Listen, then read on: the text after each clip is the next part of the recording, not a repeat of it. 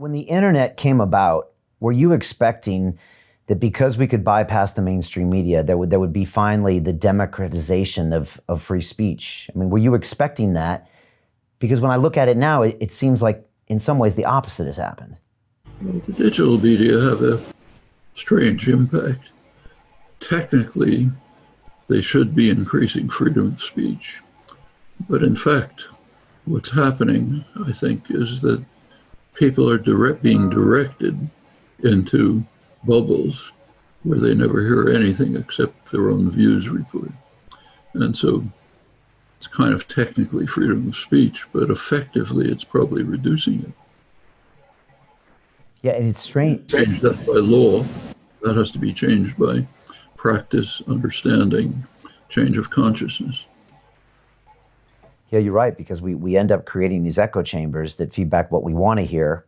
We banish the views that we don't want to hear.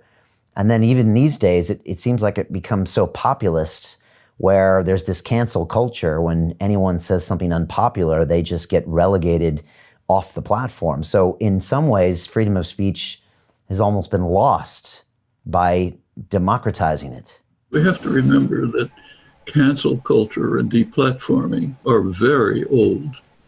I could give you many examples from my own personal experience, but it was always against the left. So therefore it wasn't considered a problem. You didn't even notice it. I mean, there are cases that are so extreme, they're almost hard to believe. Let me give you a real case. My friend Ed Herman, late Ed Herman, and I published many books together. One of them is on the media and manufacturing consent.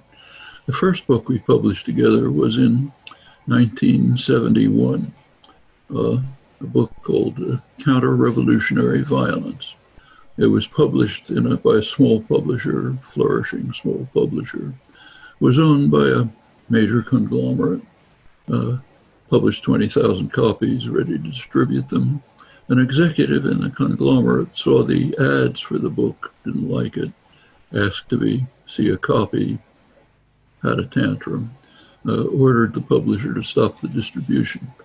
There was some negotiations up and back. They basically refused.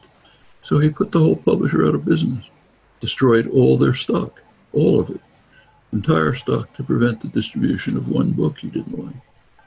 Did anybody think that was a violation of freedom of speech? No. Not the ACLU, not civil libertarians, because it was private corporate censorship, which goes on all the time, of course. And it was targeted against the left, so therefore it was quite all right.